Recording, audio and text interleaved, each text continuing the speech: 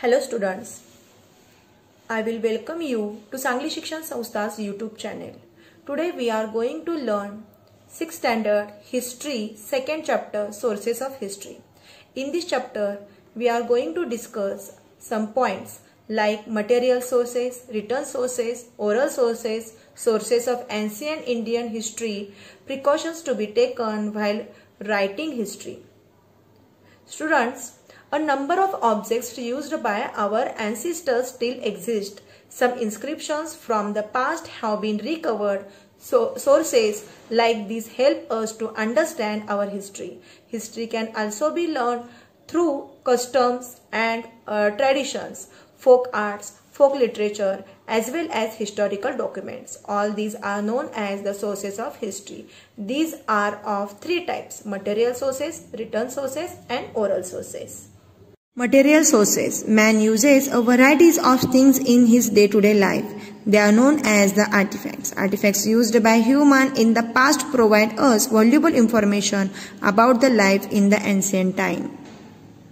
We can decide the period of ancient artifacts like earthen pots by studying the shapes, colors, and the designs, ancient postures, the ornaments.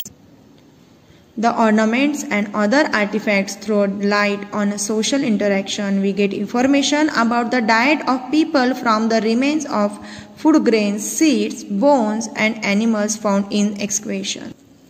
Also, we find the remains of houses, buildings built in the different historical period. We also find the ancient coins. We also find ancient coins and sails. All these gives us information about the human activities in the past. All such artifacts, articles, monuments, or their remains are called the material sources of the history. Second, written sources. The Stone Age people have recorded many events and expressed their emotions in painting on rock. It was only after thousands of years that man learned the art of writing. In the beginning, humans used symbols and signs to recover their thoughts and ideas. In the beginning, humans used symbols and signs to record their thoughts and ideas. However, it took thousands of years for a script to develop from these. In the beginning, man wrote on potsherds, unbaked bricks using the pointed object like this. He also used birch tree bark to write on, means Brujapatra. As his experience and knowledge increases, he began to write in different ways. He began to record the events that took place around him. Account of the proceeding of royal court were also written systematically. Mainly rules had their orders, judicial decisions, etc. Let's see here. Yes, by using different material, man began to start write on different material. Over a period of time, many forms of literature developed. They include books or religious and social subjects, plays, poetries, travelage, and scientific works. All these literature help us to understand the history of the various historical periods. These sources are known as written sources. Let's see here.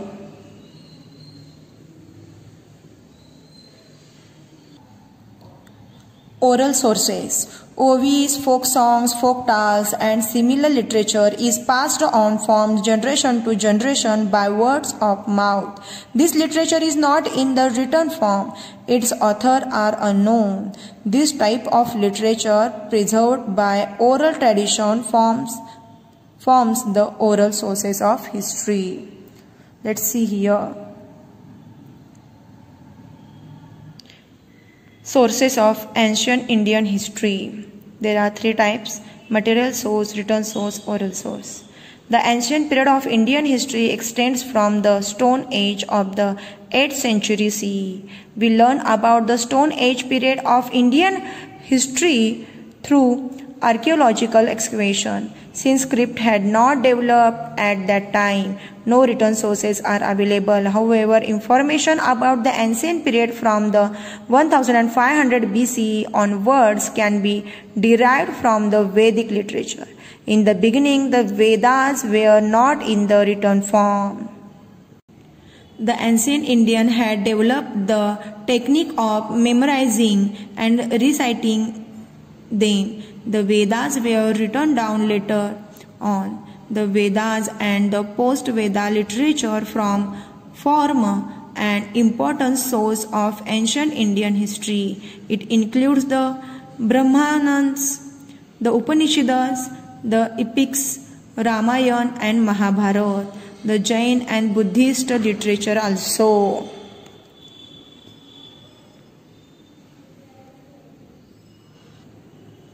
We also learn about the ancient Indian history through the material sources like the archaeological remains, ancient monuments and coins found in the excavation.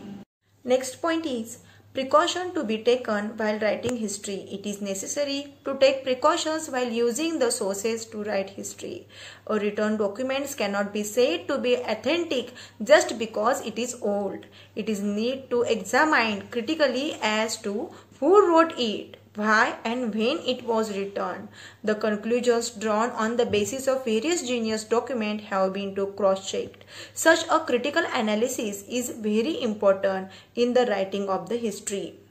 In this chapter, we discussed about sources of history, material source, oral source and written source.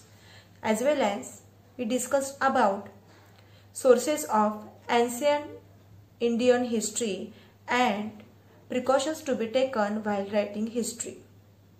Thank you.